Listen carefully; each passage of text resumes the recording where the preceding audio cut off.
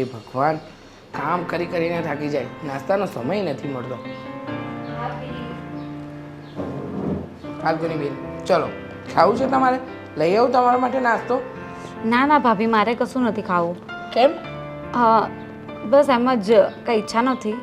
હા ફાલ્ગુની બેન, હું તમને એમ કહેતી હતી, પેલી તમારી ફ્રેન્ડ નિરાલી છે ને, હા એ આવી હતી. હા 2 દિવસ પહેલાં, પણ ત્યારે તમે ઘરે નહોતા. એ કંઈક બુક લેવા આવી હતી, પછી મેં એને તમારા રૂમમાં જવા દીધી. એ બુક લઈને જતી રહી હતી. તમારો ફોન પણ નહોતો લાગતો. ત્યારે મેં પણ ટ્રાય કર્યો. ક્યાં હતા તમે?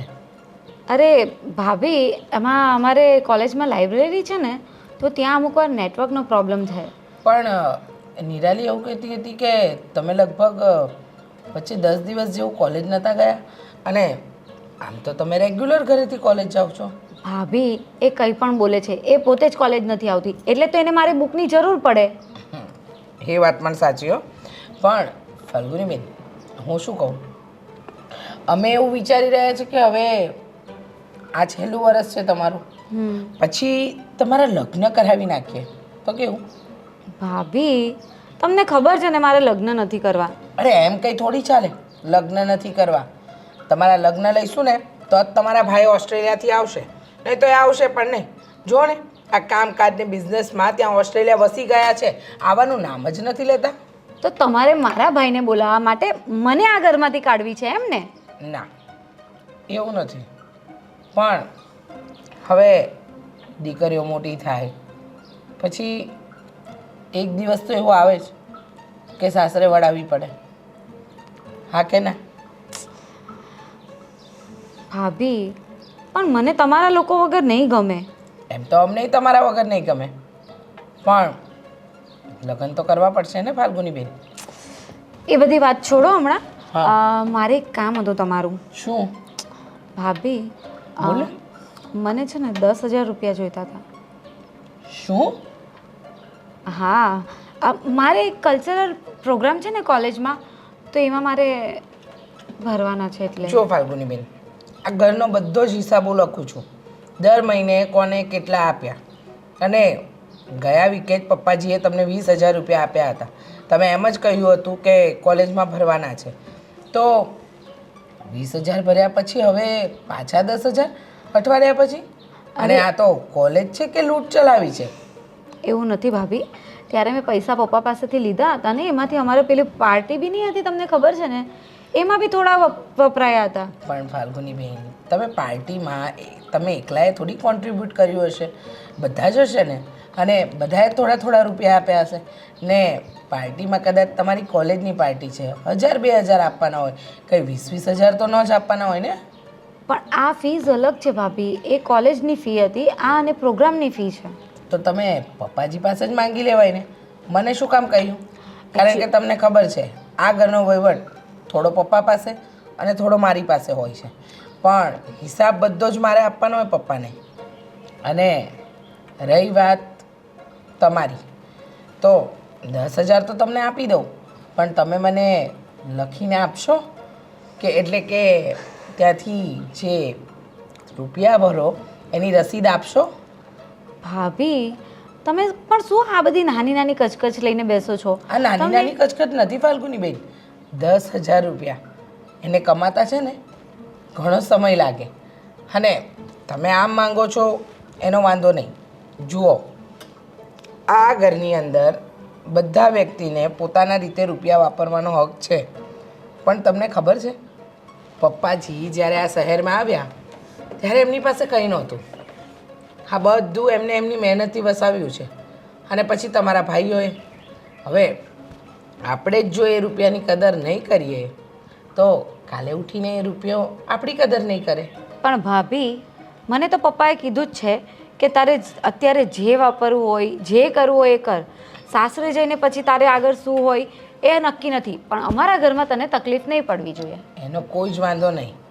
જુઓ, તમે અહીંયા રહીને જેટલા રૂપિયા વાપરવા હોય એટલા બિંદાસ વાપરો, પણ ફાલ્ગુની બેન વિચાર તો કરવો જ પડશે ને. હાજીને એને કાલે તમે સાસરે જાઓ એ પહેલાં અમારે તમને બધું શીખવાડવું તો પડશે જ ને, નહીંતર લોકો એમ કહેશે કે ભાભીની રાજમાં નણંદને બગાડી. ભાભી આ તમારી પાસે 10,000 માંગ્યા ને એ જ ખોટું કર્યું. હું પપ્પાને જ શોધતી હતી પણ મને દેખાયા નહીં. બાકી મારા પપ્પાને હું 10 કહું ને તો મને 20 આપી દે. બરાબર છે, બાપુજી તો આપી દે, પણ તમને કંટ્રોલમાં રાખવા ને એ પણ એક મારી જવાબદારી છે. એટલે ખોટા રૂપિયા તો નહીં મળે. તમે જો રસીદ લઈને આપવાના હોય તો 10,000 હું આપું, નહીંતર બાપુજી પાસે માંગી લો. સારું, તો હું પપ્પા પાસે લઈ લઈશ. આ છેલ્લા ઘણા સમયથી ફાલ્ગુનીબેનનું વર્તન બદલાયેલું લાગે છે.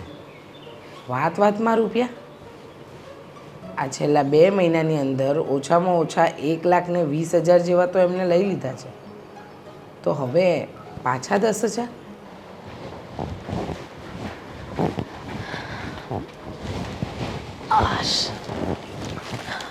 આજે ઓફિસનું કંઈ કામ નથી? અરે ના ના, હા સોનુને જો કૂદકે ને ભૂતકે વજે છે 73,000 રૂપિયા સોનાનો ભાવ. વિચાર તો કર. એવું થાય છે કે આ બીજી બધી વસ્તુ લેવા કરતાં કદાચ સોનું ખરીદી કરીને મૂકી દીધું હોય ને તો રોજ દિવસે ને દિવસે વધે. બોલો. હા તો એક કામ કરો ને, ચાલો આપણે અત્યારે જઈએ. મારી માટે, ભાભી માટે અને આ ફાલુબેન માટે જે લેવું હશે એ થોડું થોડું લઈ લેશું. ચાલો ચાલો ચાલો. એટલે મેં એમ કીધું કે પહેલાં આપણે લઈ લીધું હોય ને તો સારું પડત એમ કહું છું. અત્યારે લેવા જવાનું છે એવું નથી કહેતો, સમજી? હા પણ અત્યારે આપણે લેશું તો ભવિષ્યમાં તો ભાવ વધવાનો છે ને, એ કામ લાગશે. ચાલો ચાલો ઊભા થાઓ. પછી જશું, આપણે લેવા જશું, ચિંતા નહીં કરો. બેસ તમે. આવીને એવું નથી પૂછ્યું કે ચા પાણી પીવા છે કે નહીં, બસ. સવારથી ઘરે છો, 4 વખત ચા પીધી છે, હવે 5મી વખત ચા હું નથી બનાવી દેવાની. હા, બાજુવાળા પેલા સંગીતાબેન કહેતા હતા મને ચા પીવા હોય એમ, પણ મેં કીધું ના, હવે આજે ઘરે છું ને તો રાધીનાથની ચા પી છે. કોણ જાણે કાયડી ડીબડી તમને કેમ બોલાવે છે. તો હવે પ્રેમ વસ્તુ છે ને, એટલે પાડોશીનો પ્રેમ એટલે બોલાવે ને સંબંધ, શું કહેવાય, સાચો સગો પાડોશી કહેવાય. હા તો એના ઘરે જેન્ટ્સ છે, એની હારે સંબંધ રાખો ને. એની સામે તો આમ ઊભા કરતા હોય, પણ ભૂલે ચૂકે સંગીતાબેન દેખાઈ ગયા એટલે કબૂતરને દાણા નાખવાના એટલે નાખવાના. ના ના, આ સંગીતાબેન અટકી આવતી છે. બોલ, શું કેવું? હા એ તો છે જ. હું શું કહું છું કે ફાલ્ગુનીબેન હવે મોટા થઈ ગયા છે, તો ધીમે ધીમે એના સગપણની વાત આપણે ચલાવવી જોઈએ. ક્યાંક વ્યવસ્થિત છોકરો ગોતતા ગોતતા એટલો સમય થઈ જશે. અરે પણ હજી એની કોલેજ કમ્પ્લીટ તો થઈ જવા દે. હજી કોલેજ કમ્પ્લીટ થશે ને ત્યાં કાંઈ નવું લાવશે કે મારે ભાઈ આ ડિગ્રી કરવી છે, પપ્પા મારે છે ને આ ડિગ્રી કરવી છે, મારે ફેશન ડિઝાઇનિંગનું કરવું છે. હવે એ બધામાંથી એકવાર ક્લિયર થઈ જાય કે એને શું કરવું છે ને, તો પછી આપણે એક સગપણની, હવે કાલ સવારે હમણાં કોઈને પૂછ્યું અને સગપણની હા પાડી અને એણે સીધી ના પાડી, તો એવું લાગે ને કે તું અથવા ભાભી એકવાર એની સાથે બેસી, કેમ કે એમાં શું છે કે મારી કે પપ્પા સાથે વાત કરવામાં કદાચ ગભરાતી હોય અને તમારી સાથે તો એક બેનપણી તરીકે રહી છે ને, તો તને ક્લિયરી કહેશે કે શું છે તો ખબર પડે આપણને. જો હું શું કહેતી હતી તમને, આટલી બધી છૂટછાટ સારી નથી. તમને ખબર છે કે એ કાલે રાત્રે કેટલા વાગે ઘરે આવ્યા હતા, પરમ દિવસે રાત્રે કેટલા વાગે ઘરે આવ્યા હતા. તમે લોકો તો એ બાબતનું કોઈ ધ્યાન રાખતા જ નથી. માનું છું બેન હોય, લાડકોડથી ઉછેરવાની હોય, પણ આટલી બધી છૂટછાટ તો સારી નથી ને. હવે રોજે રોજ કાંઈ એકવાર મારે વાત થઈ હતી થોડા દિવસ પહેલાં, ત્યારે કે ભાઈ મારે આ પેલો કલ્ચરલ પ્રોગ્રામ છે, ફ્રેન્ડ લોકોની ગેટ ટુગેધરિંગ છે, એટલે મેં કીધું કદાચ એમાં જતી હશે તો લેટ થતું હશે અને તમને લોકો સાથે કોન્ટેક્ટમાં છે ને વાત કરતા હશે, એટલે હું વધારે મગજમારી નથી કરતો એની અંદર. જમાનો બદલાઈ ગયો છે. અત્યારે દીકરીઓને સાચવીને એ ખરેખર સાપના ભારાને સાચવવા બરોબર થઈ ગયું છે. લોકોને કદાચ આ વાત સાંભળવામાં કડવી લાગે, પણ વાસ્તવિક પરિસ્થિતિ આ છે. અરે 4 વર્ષની દીકરીને ઘરે મૂકીને જવું હોય ને તો અત્યારે મા બાપ અંદરથી થથરે છે. તો આપણી દીકરી તો હવે જુવાન થઈ ગઈ છે, તો પછી કાલ સવારે આપણી ઇજ્જત આબરૂને દાગ લાગે ને એવું કોઈ કામ ન થાય. એ પહેલાં હું તો એમ કહું છું કે પાણી પહેલાં પાળ બાંધી લેવી જોઈએ. ના, તારી વાત સાચી છે. હું સમજી શકું છું કે આજના સમય પ્રમાણે થોડી ઘણી છૂટછાટ હોવી જોઈએ, હું સમજી શકું છું કે ભાઈ બધામાં બંધન ન હોય, પણ એટલી બધી પણ છૂટછાટ ન હોવી જોઈએ કે એ બધું જ એના મનનું ધાર્યું કરે. મને એવા પણ સમાચાર એક મળ્યા છે કે પૈસા પણ ઘડી ઘડી ઘરેથી માગે છે તો ક્યાં વાપરે છે એની વિશે તું કે ભાભી એને એકવાર પૂછો તો અમારી ખબર એટલી પડે. હિંમત છે કે અમે એને કંઈ પણ પૂછી શકીએ, કારણ કે પપ્પાએ અને તમે એને એટલો લાડ પ્રેમ કર્યો છે ને અને એટલી બગાડી છે ને કે હવે વાત જ ન પૂછો. અને બીજી વસ્તુ એ છે કે જ્યારે ઘરની ભાભીઓ પૈસા માટે પૂછે ને તો એ કોઈ નણંદને સારું ન લાગે.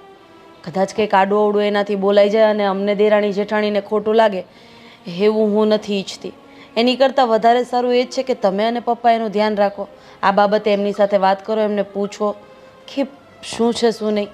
ભલે પ્રોપરલી ન પૂછો પણ આડી અવડી રીતે તો પૂછી જ શકો છો ને. અને એ પણ પૂછી લેજો કે લગ્નનો વિચાર શું છે, ક્યારે કરવા છે. એમ પૂછવા છતાં જો આપણને ખબર પડે કે ક્યાંક કોઈક છોકરો એને ગમે છે તો આપણને વાત કરવાની ખબર પડે. ના, ના, તારી વાત સાચી છે. હું પપ્પા જોડે વાત કરી અને ફાલ્ગુની સાથે વાત કરીશ કે ભાઈ આવું કાંઈ હોય તો તારે આગળનું શું ફ્યુચર શું વિચાર્યું છે, શું કરવું છે, તો એની વિશે આપણે વિચારીને આગળ વધીએ. અને તું અને ભાભી છો એટલે મને વધારે ટેન્શન તો નથી. એમનું ધ્યાન બરોબર રાખજો તમે, એનું ધ્યાન બરોબર રાખશો તમે, એનો મને વિશ્વાસ છે. છતાં હું અને પપ્પા બેસીને એકવાર ફાલ્ગુની સાથે વાતચીત કરી લઈશું, ઠીક છે? તમને વિશ્વાસ છે પણ આ સમાજને વિશ્વાસ નથી ને. એ તો એવું જ વિચારે ને કે મા વગરની ઉછરેલી દીકરી મોટી થઈ છે તો બંને ભાભીઓએ એનામાં ધ્યાન નહીં આપ્યું હોય એટલે આવું થયું હોય. બાકી તમને લોકોને તો ખબર છે કે ફાલુબેનને અમે હથેળીમાં રાખીને ઉછેરીએ છીએ. અને તમે બંને દેરાણી જેઠાણી એટલી સાચો છો ને એટલે જ તો અમારે ટેન્શન નથી. અમે શાંતિથી બિઝનેસ કરી શકીએ છીએ. ભાઈ એટલા વર્ષથી ઓસ્ટ્રેલિયા છે, હું મારા બિઝનેસના કામમાં હોઉં છું, પપ્પા પણ પારિવારિક કામમાં બધે બહાર જતા હોય છે. તમે બંને છો એટલે તો ટેન્શન નથી અમને. પણ કંઈ નહીં, તું ચિંતા નહીં કર. હું અને પપ્પા એકવાર ફાલ્ગુની સાથે વાત કરી લઈશું, ઠીક છે? સાગર હજી પણ નથી આવ્યો. એ તો મને ડર લાગે છે. એના માટે ખબર નહીં હું શું કામ આવું કરું છું. હું મારા જ ઘરમાં ચોરી કરવા લાગી છું. કેટલી વાર લગાવી દીધી. અરે સોરી યાર, હા રસ્તામાં થોડું લેટ થઈ ગયું. તને તો ખબર જ છે ને કે ટ્રાફિક કેટલું જામ હોય છે. શું સોરી યાર, અડધો કલાકથી તારી વેઇટ કરું છું. હા હા, હું ક્યાં ના પાડું છું, કરતી હશે. અને આમ પણ દર વખતે તો હું જ વેઇટ કરું છું ને તારો, તો આ વખતે તે વેઇટ કરી દીધું, એમાં નવું શું થઈ ગયું? ઓકે કંઈ નહીં. તે મને કીધું હતું ને કે તારે બિઝનેસ કરવો છે અને તને એના માટે પૈસા જોઈએ છે. હા હવે તો શું, બિઝનેસ તો કરવો છે મારે. મારો માઇન્ડસેટ પણ નક્કી થઈ ગયો છે કે મારે શું બિઝનેસ કરવો છે. જો મારી પાસે પૈસા હોત ને તો એવું સારી રીતે હું બિઝનેસ સેટ કરી દેત કે પછી આપણે આપણું ભવિષ્યમાં બીજું કંઈ જોવું જ ના પડત. તારી વાત સાચી છે અને એના લીધે જ હું છે ને ઘરમાંથી થોડા થોડા પૈસા લઉં છું. પણ હવે એવું થઈ ગયું છે ને કે બધા મને સવાલ કરે છે કે તને આટલા બધા પૈસાની શું જરૂર પડે છે. અને મારી પાસે કોઈ જવાબ હોતા નથી કારણ કે ફીસ પણ છે ને પપ્પા ભરી દે છે ટાઈમ ટુ ટાઈમ. તો અને હવે કોલેજ બી પતવાની, તો હું પૈસાનું તો કંઈ મેનેજમેન્ટ નથી કરી શકતી. સારું, કંઈ વાંધો નહીં. બીજું શું, જે રેગ્યુલર નોકરી કરું છું, મતલબ જે જોબ કરું છું એ કર્યા કરીશ. બીજું તો શું. આમ અરે, પણ મારા સાંભળ. નસીબમાં તો હા બોસના તાન જ લખ્યા છે. આખો દિવસ ભલે ને બોસ, અમારો બોસ કૂતરાની જેવું ભાવ ભાવ ભાવ ભાવ કર્યા કરે, પણ સાંભળવું પડશે. બીજું તો શું, હવે જિંદગી જેવી થઈ ગઈ છે કે એવી જ રીતે કાપવી પડશે. મારી લાઈફ એવી જ. સાંભળ મારી વાત. હા પણ શું કરું, તારી વાત સાંભળીને શું કરું? હું સમજી શકું છું તને કે તારી પણ મજબૂરી હશે. તું મને કઈ રીતે પૈસા આપી શકે? અને આમ પણ આજ પહેલાં તું મને ઘણા બધા પૈસા આપી ચૂકી છે અને આમ હર વખતે હું તારી પાસેથી આશા રાખું એ પણ ખોટું કહેવાય ને. માન્યું કે તારા પપ્પા અમીર છે, તારું ઘર સારું છે, આમ બિઝનેસ કરવો હોય ને 2-5 લાખ રૂપિયા જોતા હોય તો આમ એક ઝાટકે તમે લોકો આપી શકો. પણ તો પણ તારી પાસે તો મારે પૈસા ના જ મંગાય ને, સારું ના લાગે ના. તો હું એક વાત કહું? હા હા બોલ ને, શું વાત છે? ખબર નહીં એ મારી ભૂલ છે કે તારા પ્રત્યેનો પ્રેમ છે, પણ આજે મેં મારા ઘરમાં ચોરી કરી છે. શું વાત કરે છે તું? તે તારા જ ઘરમાં ચોરી કરી? હા, પણ શું કામ? મારા ભાભીના રિયલ ડાયમંડના બેંગલ્સ મેં ચોર્યા છે. અરે ફાલ્ગુન, આ શું કર્યું તે? આમ ઘરમાં ચોરી થોડી કરાય. પણ ખબર નહીં, મને મારાથી તને અપસેટ નથી જોવાતો અને મને વિચાર આવ્યો કે મારી એક ભૂલ જો તારું સપનું સાકાર કરી શકતું હોય તો મને એ ભૂલ કરવી જોઈએ. અરે પણ કઈ ભૂલ ને કઈ સપનું સાકાર? મને કંઈ સમજાતું નથી. તું શું કહેવા માંગે છે? મતલબ કે હા, બેંગલ્સની કિંમત બહુ ઊંચી હશે અને જો એ વેચીને તું એ પૈસા તારા બિઝનેસ માટે યુઝ કરીશ અને તું આગળ વધીશ તો તારું સપનું તો પૂરું થશે. ફાલ્ગુની, આ શું વાત કરે છે તું? મારા માટે આટલું વિચારે છે? મને આટલો પ્રેમ કરે છે? સાગર, હું તને બહુ જ પ્રેમ કરું છું અને એટલા માટે જ તને જ્યારે જરૂર હોય ને ત્યારે હું જુઠ્ઠું બોલીને મારા ઘરેથી પૈસા લાવું છું. સિરિયસલી યાર, મને નહોતી ખબર કે તું મને આટલો પ્રેમ કરે છે. મારા માટે ગમે તે કરવા તૈયાર થઈ જઈશ. હું તારો આ ઉપકાર ક્યારેય નહીં ચૂકવી શકું, ક્યારેય નહીં. બહુ કરે છે તું મારી માટે, બહુ.